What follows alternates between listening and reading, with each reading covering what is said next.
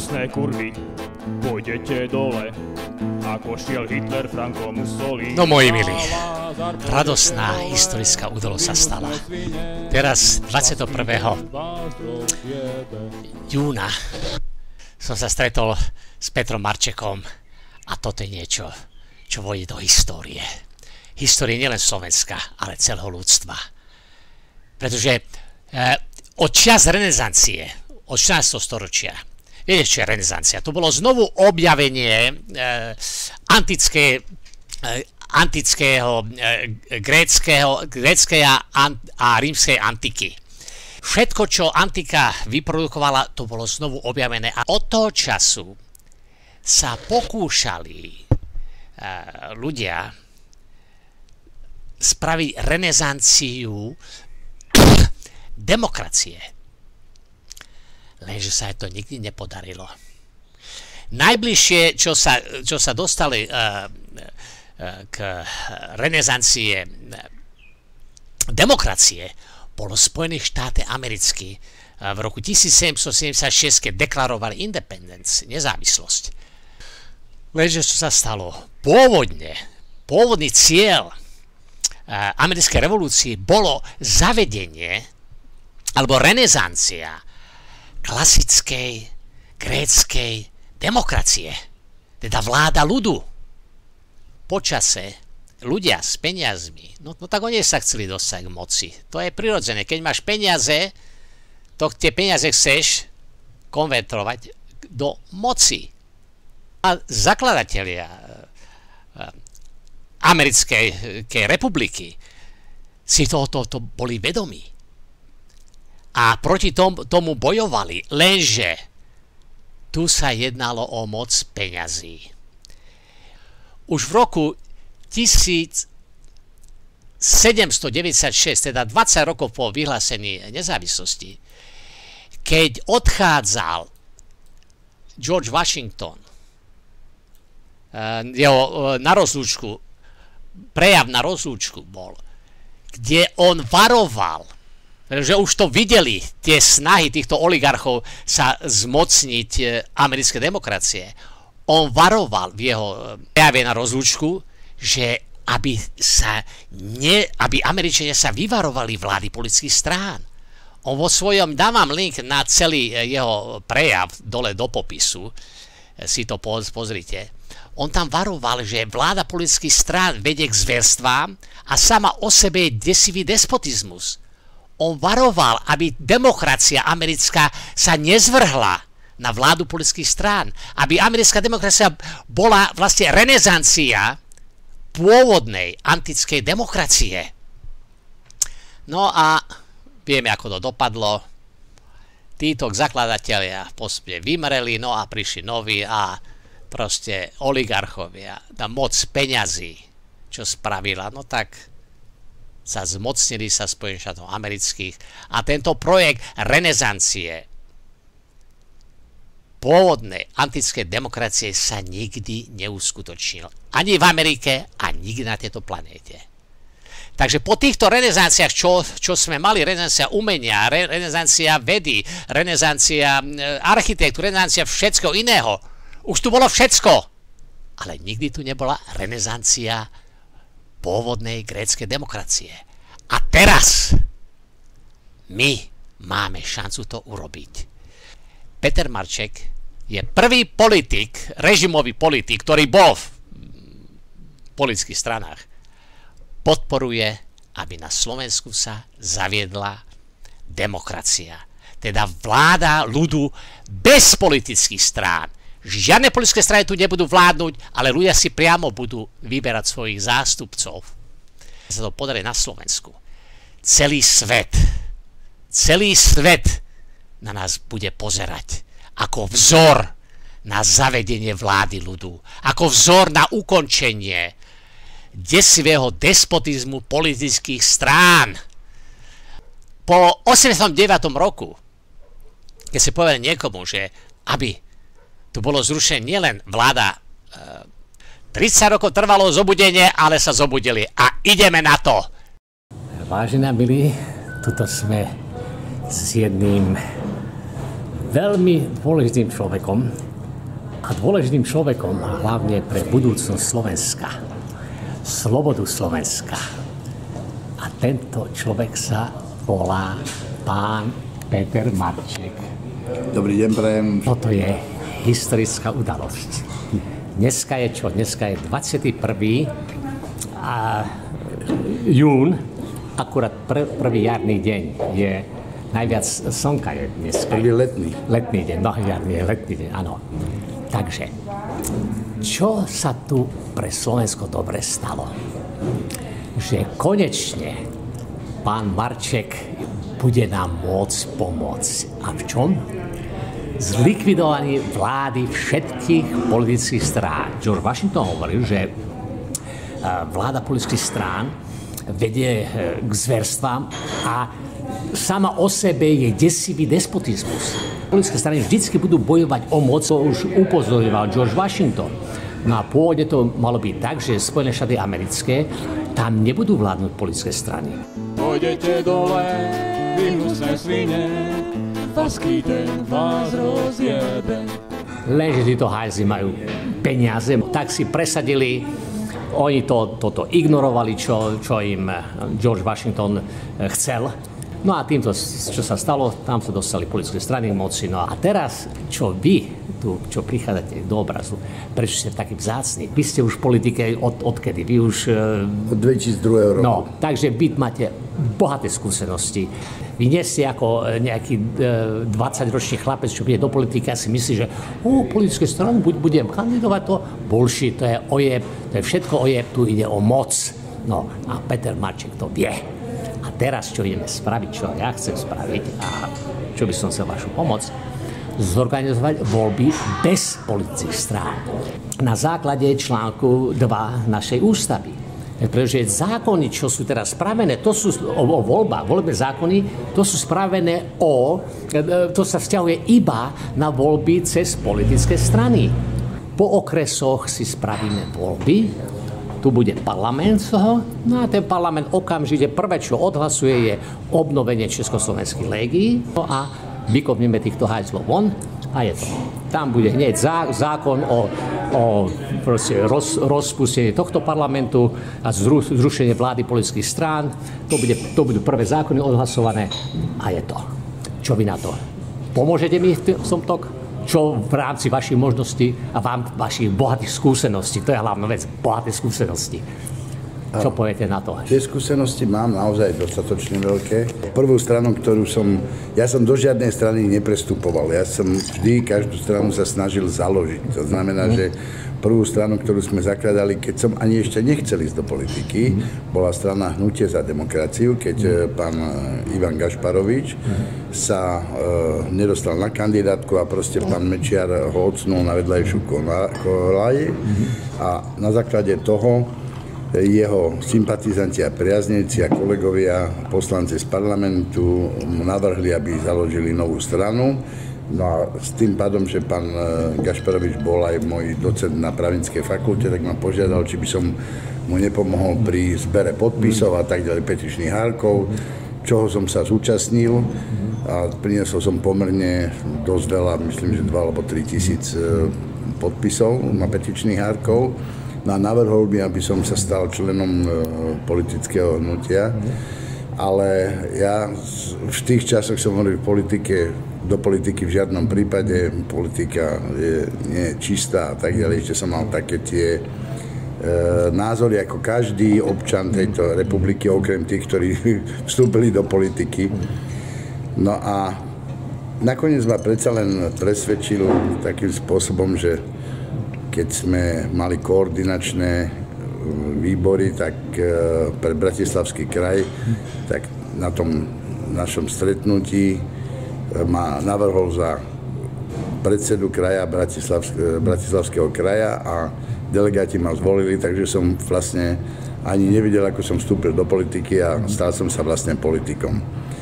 Na toto sa tak nejak vlieklo so mňou, keďže sme sa nedostali vtedy v 2002 roku do parlamentu, tak o 2 roky bola kandidátka na prezidenta a navrhli sme pánovi Gašparovičovi, že či by nešiel kandidovať. Pán Gašparovič išiel. vyhral, bola taká zhoda okolností, že sa dostal do finále s pánom Mečiarom a v tom finále vyhral. Stal sa prezidentom Slovenskej republiky. Potom ešte raz bol pokus Hnutia za demokraciu ísť do volieb, ani tam sme sa nedostali druhýkrát, tak potom tie Hnutie za demokraciu už sa ďalej nezúčastňovalo parlamentných volieb, iba komunálnych. No a tým, že som chcel vytvoriť stranu, ktorá by sa skutočne dostala do parlamentu, tak som vymyslel projekt, že založíme stranu športovcov, kde budú ľudia, ktorí niečo dokázali, doštudovali, dosiahli výborné výsledky v športe, čiže majú charakter, húževnatosť, čestnosť. Tak som si to predstavoval, samozrejme, lebo ja som taký, by som povedal, veriaci Tomáš, že ja verím vždy v dobro a charakterných ľudí a v čestnosť ľudí. Tak moja predstava bola taká, že poskladám takých ľudí dohromady a urobíme stranu občanov Slovenska, ktorá aj vznikla, potom sme išli do volieb, mal som tam mnoho významných športovcov, ale nepodarilo sa nám dostať do parlamentu. Na ďalšie voľby, ja som bol taký bojovník, ja som stále sa snažil dosiahnuť cieľ a niečo urobiť, áno. Na ďalšia strana, teda ľudia, ktorí sa prihlásili v ďalšom volebnom období, bol práve Boris Kollár s ľuďmi okolo neho.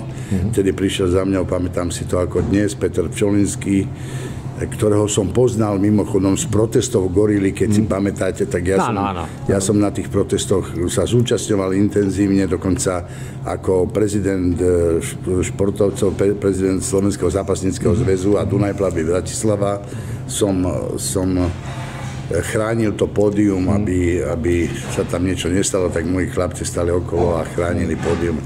No a tam som spoznal Petra Pčolinského, vystupoval, začal vystupovať na tom druhom proteste Gorila.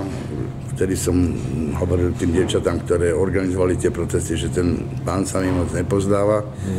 Ale oni hovorili, že to je študent a že to je dobrý chlapec a tak ďalej. Ja hovorím, no dobre, však vy ste organizátorky, takže keď si myslíte, tak je to v poriadku. No a potom tam som sa s ním zoznámil a keď som išiel v novembri, potom prišiel za mňou v 2015.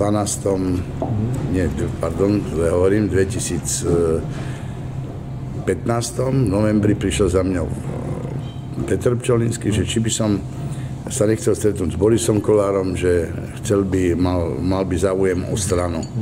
Ja hovorím, stretnúť sa môžem, ale stranu nedám ani nepredám, tak nakoniec prišlo k tomu stretnutiu s Borisom Kollárom, kde sme sa nakoniec dohodli tak, že stranu im nedám ani nepredám, ale že pôjdeme spolu a vyskúšame sa dostať do parlamentu. Nakoniec to vyšlo, strana sa premenovala na Sme rodina, Sme rodina sa dostala do parlamentu a stal som sa poslancom, ale predtým, kým sme urobili túto dohodu, tak som ho prosil o výnimku, že pokiaľ sa bude hlasovať o zákone, ktorý nebude podľa mojho svedomia a vedomia, že nebudem s tým súhlasiť, takže mu poviem dopredu, že nebudem tak hlasovať, ako budú oni, lebo hovorím, Boris, ty si proamerický, ja som študoval v Rusku, teda v Sovietskom zväze vtedy, a ja mám iný pohľad pronárodný a proslovanský na moje pôsobenie v politike. No na to Boris povedal, že dobre, jasné, sme dohodnutí, no a jak sme sa dostali do parlamentu, tak pri prvom hlasovaní o programovom vyhlásení vlády chceli hlasovať proti, ja som navrhol, nehlasujme proti, ukážeme, že sme konštruktívna opozícia, že zdržme sa hlasovania, aby vedeli, že keď budú dobré zákony, ich podporíme. Na to sme sa dostali do takého mierneho rozporu, dali sme na klube hlasovať, vyšlo to 8-3, že sa zdržíme a traja boli nie, že musíme hlasovať kategoricky proti, to bol Krajniak, Pčolinský a Kollár, Boris, no a takže sme boli uzrozumení v tom, že sa zdržíme. Prišlo k samotnému hlasovaniu a Kollár s Krajniakom prišli za mňou. Za nami tromi sme sedeli ako ja, Martina Šinkovičová a Rasťo Holubek a povedali, že ideme hlasovať aj tak proti, aj keď sme na klube hlasovali inak. Ja hovorím, tak ja určite nebudem tak hlasovať, lebo raz na klube sme sa dohodli, hlasovanie prebehlo, mali sme sa zdržať, tak ja sa zdržím. To isté povedala Martina Šenkovičová, to isté povedal aj Rasťo Holubek, no a potom prišlo ešte raz jedno hlasovanie, ja neviem, po 60 dňoch chceli odvolávať vládu a ja hovorím, však aspoň 100 dní dajme tej vláde možnosť, nech sa nadýchne a tak ďalej. To bola Ficová vláda vtedy z SNS a s kýmto, Maďari tam boli a sieť. Zase sme sa dostali do rozporu, zase sme sa my zdržali, oni hlasovali za odvolanie vlády. No a to bolo po tomto druhom hlasovaní, o 11. bolo hlasovanie, o jednej Boris Kollár zvolal tlačovú besedu, konferenciu a vylúčil nás troch zo SME republiky. Čiže zase som... SME rodina. Zo SME rodina, pardon. A takže zase sme ostali bez trička stranického. Tak sme pomalinky ako nezávislí poslanci Národnej rady, čo bola veľká výhoda, sme hlasovali podľa svojho svedomia a vedomia, čiže nehlasoval som za vyslanie vojsk do Litvy, Lotyšska a tak ďalej. Nehlasovali sme proste nič, čo bolo proti môjmu svedomiu a vedomiu. Tak po skončení volebného obdobia sme založili s kolegom právnikom nové hnutie, ale to som si zobral od pána prezidenta, teda so súhlasom kolegov, to hnutie za demokraciu. Tá strana je teraz nevyužitá, že urobíme niečo, čo by pomohlo Slovensku a to je presne to, čo ste vyhovorili, Ľudko, že urobiť tak, aby občania rozhodovali a hovorili sme, že tým, že vieme, že takýto osvedčený model funguje, takzvaná priama demokracia vo Švajčiarsku, tak sme založili tú stranu, ktorá sa volala Hlas ľudu. To hnutie za demokraciu sme premenovali na Hlas ľudu a išli sme v 20. roku do tých volieb s tým, že ľudia budú mať právo rozhodovať priamo cez internet o zákonoch, ktoré sa majú prijať a tak dokonca sme to mali tak pred voľbami premyslené, že toto, čo ste vy podobne hovorili, že sa prihlásia odborníci a experti na počítači do zoznamu mien, ktorí ľudia by chceli kandidovať v Národnej rade a potom verejným hlasovaním by sa dostali ľudia podľa najvyššieho počtu hlasov z ľudu zvolených. A tým by sa vytvorila kandidátka, ktorá by potom išla do volieb. Lenže bohužiaľ nebolo to pochopené a do parlamentu sme sa nedostali a teraz po tom 20. roku prišli po voľbách, po odchode z LSNS za mňou skupina týchto poslancov na čele s Milanom Uhríkom, Mazurek, Ďurica a tak ďalej, ktorí ma požiadali, že či by som im nepredal stranu, hovorím, tak zase som išiel tým istým princípom, že ja strany nevyrábam, nepredávam, jedine keď budete súhlasiť s tým, že pôjdeme s pronárodným sociálnym programom a vtedy som ochotný s vami ísť, ale mám podmienky, že musím byť v predsedníctve, aby som mohol kontrolovať, že či sa ten program, ktorý sa dohodneme, dodržuje. A druhý bod bol, že musím byť na kandidátke na takom mieste, aby som bol zvoliteľný, keď dosiahneme potrebný počet hlasov, čiže keď by mať 5%, tak zhruba pri 5% je istých 8 poslancov, tak som hovoril, keď mi dáte na kandidátke číslo 7, tak mám istotu, že tam budem a budem môcť kontrolovať a spolu riadiť toto hnutie Republika. Dali sme názov hnutie Republika. Ja v dobrej vôli a viere som tú moju stranu, ktorú som mal, ten Hlas ľudu, dal do rúk Milanovi Uhríkovi, ktorý sa stal štatutárom. Bez toho, aby som si urobil nejakú zmluvu a tak, lebo som veril tomu človeku, že predsa len je europoslanec a zdal sa mi veľmi korektný a slušný človek. Títo chlapci ako Mazurga a podobne hovorili, že preto odišli z LSNS, lebo nechcú byť v tej téme a nechcú byť spojovaní s tým fašizmom, ako to bolo v LSNS. Ja som ako veriaci Tomáš im uveril. Myslel som si, že fakt tí chlapci si vstúpili do svedomia a myslia to vážne. A tú stranu som teda prepísal na Milana Uhríka. No a po roku, už hneď na začiatku začali problémy, keď som 21. išiel na Mája, ostal položiť vence k pamätníku padlých vojakov, červenoarmejcov na Slavín, tak potom sme mali predsedníctvo a pán Mazurek mi hovorí, že jeho voliči si neželajú, aby som kládol vence na Slavín. Hovorím, Milan, tak toto ani zo srandy nehovor, lebo moji voliči si napríklad neprajú, aby si kladol vence k Tisovi. Hovorím, to isté by som mohol ja povedať. Ja nie som historik, aby som vyhodnotil, či Tisové rozhodnutie bolo správne alebo nie. Ale ja, ako vždy hovorím, keby nebolo Červenej armády, tak dodnes je tu fašizmus. A možno by si nebol ani ty na svete, lebo tvoj otec by možno nežil. No a to bol prvý taký konflikt. Potom sme pracovali a ja som cítil, že vlastne predsedníctvo sa vytvorilo z 9 ľudí a z toho boli 8 z LSNS, 5 poslanci Národnej rady z LSNS, čo boli. Milan Uhrík ako 6 a 2 asistenti z LSNS, ktorí mi robili asistentov. Čiže ja som bol jediný, nie LSNS. A ja som im ešte hovoril, že keď budeme takto sa správať a ukazovať, že nepríjmeme ostatných, bol tam Lukáš Machala, veľmi šikovný chlapec, ktorý bol v SNS poradca predsedu parlamentu. Potom tam bol, medzi inými priateľmi som tam mal Jožka Viktorina, hovorím, oživme to predsedníctvo tak, že budú, dajme tomu, 5 z LSNS bývalí a 4 úplne noví ľudia, nové tváre. To generál Viktorín. Áno, generál Viktorín Jožko, hej. A on tam je teraz? No, on tam ostal. Bohužiaľ, mňa ako vylúčili, tak Viktorína dali na moje miesto do toho parlamentu. Čiže oni teda do toho predsedníctva. Oni nerozšírili predsedníctvo, oni mňa vylúčili a Viktorína tam dali. Neviem, čo sa stalo, neviem si to vysvetliť, to nechám na posúdenie ľudí. No ale tých dôvodov, keď som v sobotu som mal byť odvolaný, už mi bolo zvestované, že budem odvolaný z predsedníctva, tak som chcel vedieť dôvody, tak som si zavolal Milana Uhríka, že či by chlapsky si nemohol sadnúť a nemohli si to vysvetliť, že či im je jasné, že tým porušia našu dohodu, ktorú sme mali. Ja som povedal, dám vám stranu, ale musím byť v predsedníctve a na tej kandidátke.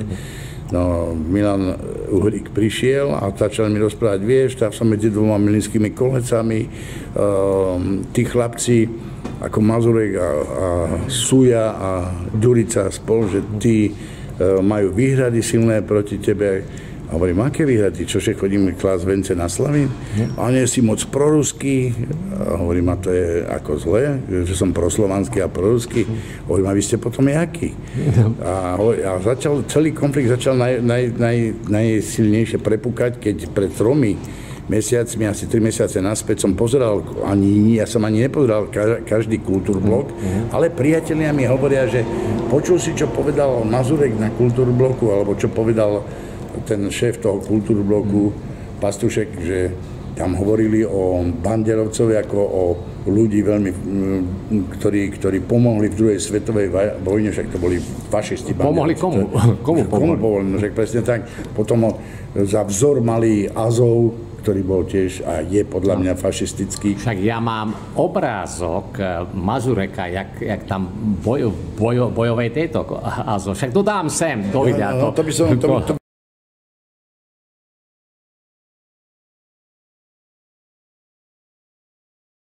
Vidíte, keď také máte, tak vás poprosím potom o ten obrázok. Neviem, či vyzerá ako on, alebo je to on, ale to je...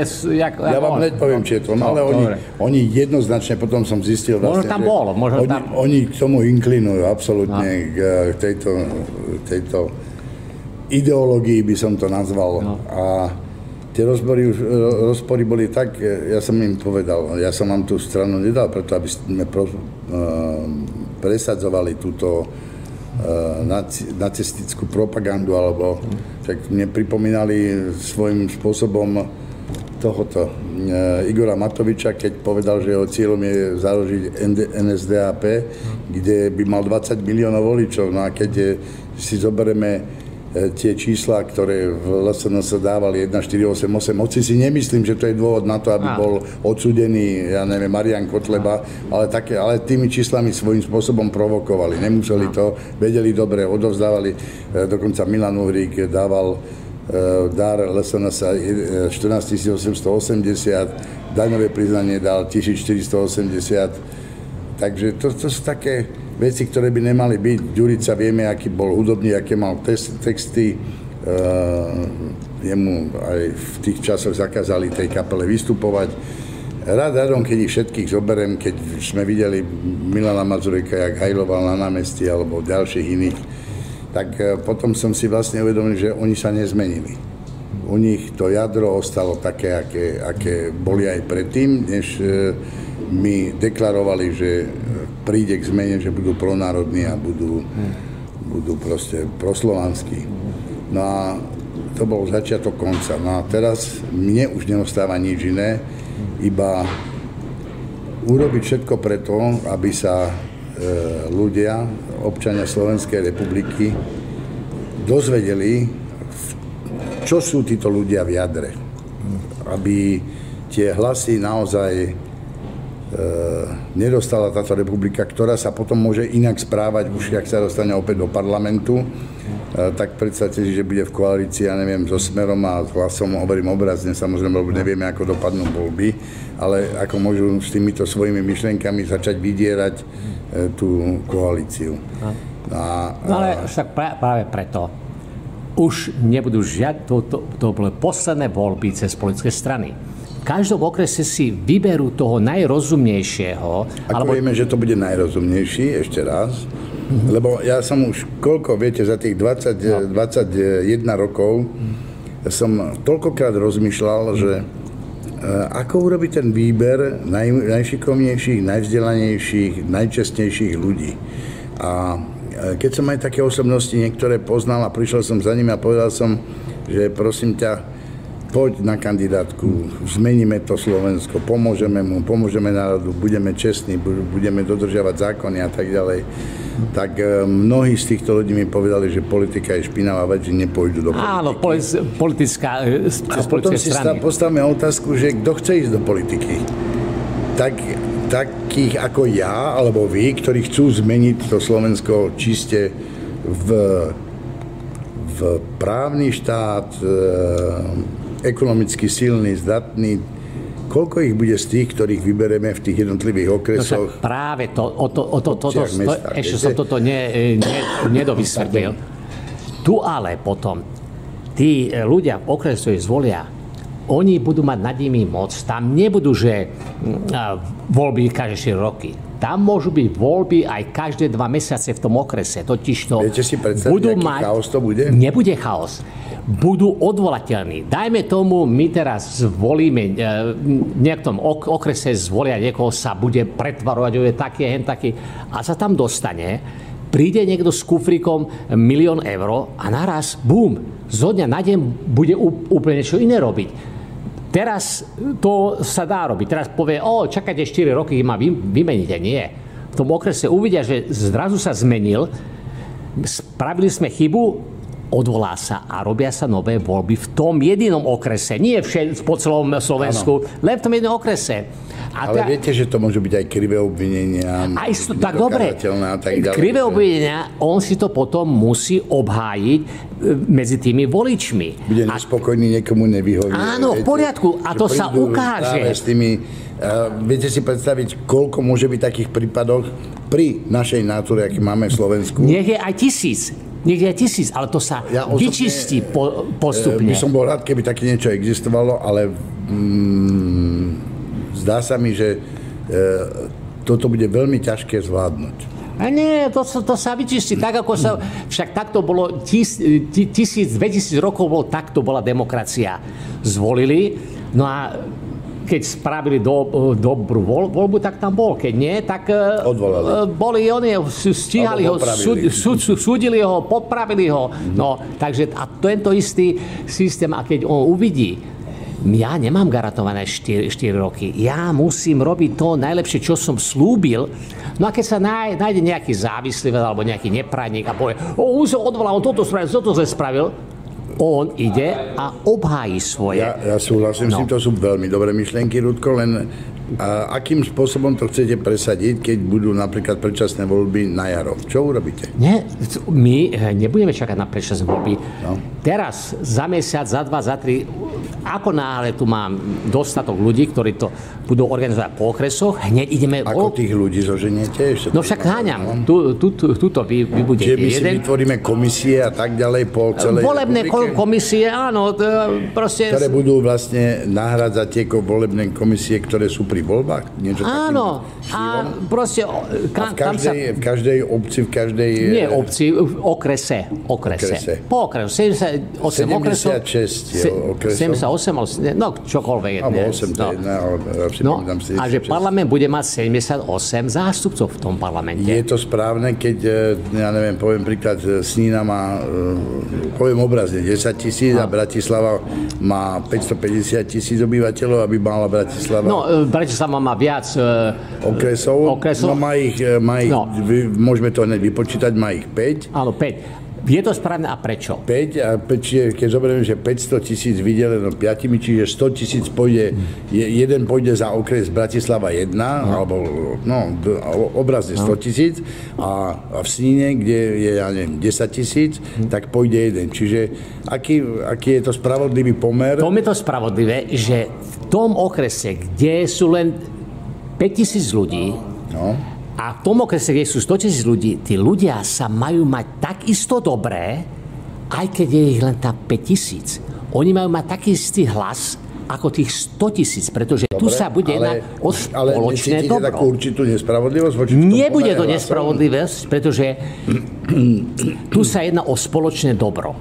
Dobre, a to, čo je dobré pre 100 000 ľudí, to musí byť dobré aj pre tých 10 000. Alebo čo je dobré pre 10 000 ľudí, musí byť dobré aj pre 100 000 ľudí. Dobre. Tu nemôže povedať, no vy si len 10 000, tak vy tam skapínate, vy sa majte na hovno, ale my sme 100 000. My sa budeme mať lepšie ako vy. Napríklad, nebudú existovať politické kluby. Nebudú existovať. To nebude existovať, že sa pár poslancov... Každý sa bude pripravovať sám a bude hlasovať na svojho svedomia. A jediná debata, alebo jediný klub bude plénum Národnej rady. Tam sa môže presviečať. Tam bude, keby sa Borisa Kollára zvolili a vás zvolili, on nepôjde, Peter Marček, budeš takto hľadať. Nie. Tam v tom pléne povie... Hlasujú podľa svojho vedomia. Áno, alebo presvedč, pán Marček, ja vás presvedčím, aby ste takto hlasovali, ale to všetci budú počuť. To presvedčanie jeden druhý. Bude, normálne presvedčanie bude niekto obhajovať. Toto správame tak, toto správame hen tak. No a vy si myslíte, že nebudú aj zákulisné jednania, že sa nebudú snažiť jeden druhého presvedčiť, dohodnúť sa tak, lebo však keď nebudú existovať určité dohody, nech sa. Tie zákony budú dlhodobo neprechodné, alebo ale nie, lebo takto. Tu sa bude jednať o spoločné dobro. Keď uvidia tí v okrese, čo poslali svojho poslanca, že ten sabotuje odhlásenie nejakého zákona, ktoré je dobré pre nich a on tam čumí a nechce hlasovať, no tak my ho idem odvolať, ten idiot nechce hlasovať za niečo, čo je pre nás dobré, odvolať. A bude tam niekto, kto povie, ja budem hlasovať, a dobre, ty tam ideš. Dobre, Rudka, teraz povedzte, že čo, odkedy, ako začať. Teda keď už viem nám to všetko jasné. Dobre. Ideme okresy zorganizovať po okresoch, volebné komisie. Kto to bude robiť? Hociaký dobrovoľník. Chceš máš okresnú volebnú komisiu? Áno, ja chcem mať. Alebo sa prihlásia, 20 sa prihlási. A ja chcem byť. Dobre, vy sa dajte dokopy, vy budete robiť. To bude celé evidovať, ten spolok tých ľudí, lebo to musí byť systém tiež. Musia byť tí ľudia jasní, tí ľudia musia byť delegovaní na to, aby mali právo vyberať, čiže to musí mať všetko nejaký štatút. Nie, zatiaľ prečo by sme museli mať štát? To žiadny zákon nevyžaduje. Keď to nebude mať systém, tak to nebude mať, tak to bude... Tak systém bude to mať. Nezrealizovateľné. Bude mať systém, ale nie nejaký... Vy musíte povedať, koľko musí byť ľudí v komisii, podľa okresu, podľa počtu obyvateľov. Koľko sa dá, nie. To znamená, že môže byť aj 100, môže byť aj 10, aj môže byť traja. aj dajme tomu, v niektorom okrese nenájdeme nikoho, len dáme tam 2 ľudí tam nájdeme. No tak oni budú, pretože toto je začiatok demokracie. Toto je začiatok demokracie. Dobre, teraz a oni nebudú vyberať. budú vyberať, a čo budú robiť? Príde kto chce kandidovať. No. Teraz zoberú všetky tie prihlášky. Všetkých. Čiže A to urobí znamená, sa prvé kolo. Na základe nejakého životopisu? Na základe ničoho. Nie? Ľudia, ktorí, dajme tomu, v nejakom okrese sa prihlási 500, 1000, 2000 kandidátov. Dobre? Urobí sa prvé kolo a z tých 2000 kandidátov, dajme to prvých 10, ktoré sa najviac hlasov, no tak tí potom idú do druhého kola. Alebo prvých 15. A tí idú potom do druhého kola. A tí ľudia v tom okrese budú si vyberať.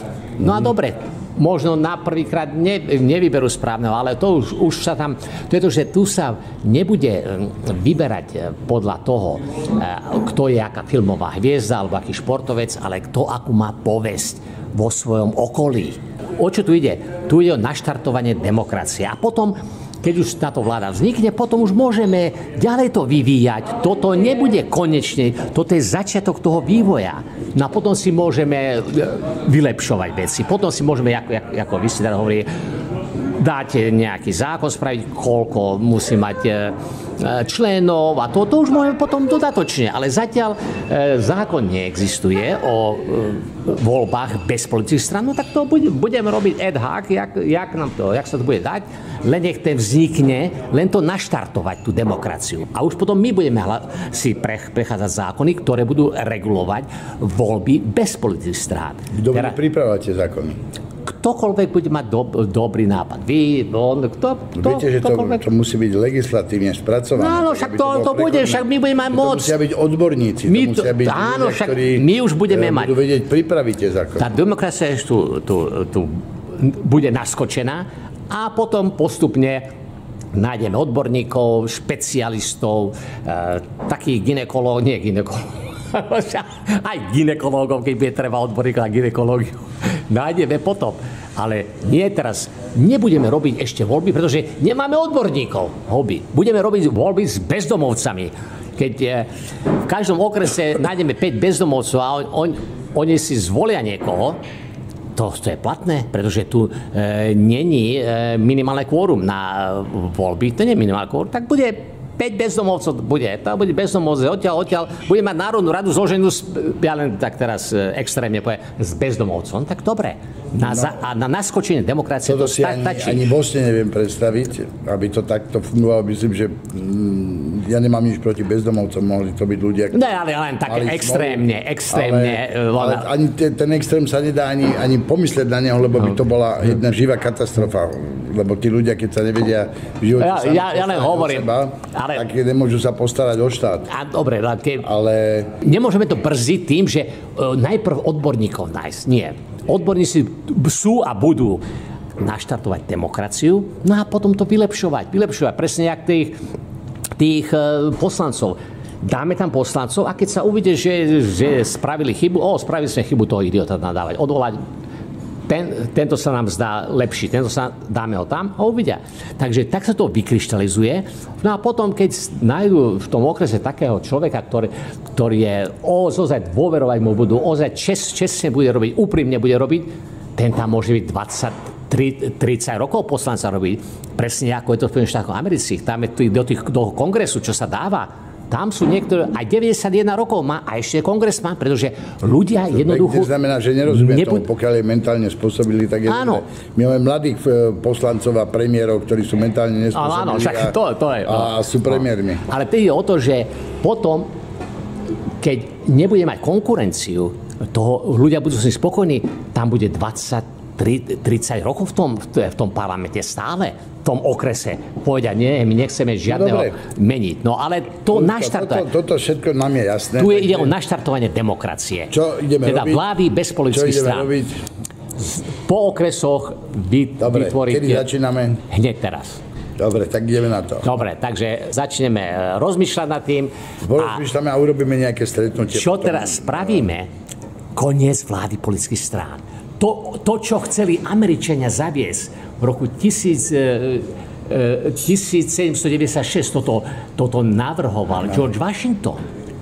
To oni nespravili. Takto sa to rozmohlo, pretože to je dobrý spôsob, ako despotovia sa zmocia vlády a povia, to je demokracia. Prečo? No lebo môžete voliť. Vy hnusné kurvy, dáme vás dole. Pán Rudolf Vaský demokraciu tu nastolí. Takže vláda politických strán vedie k zverstám a sama o sebe je desivý despotizmus. A toto Washington varoval. A je to tak. Koniec desivého despotizmu na Slovensku. Ideme do toho. Takže tak. Češi, Slováci budú zas bratří, fašisti pôjdu do píči. Češi, Slováci budú zas bratří, fašisti pôjdu do píči. A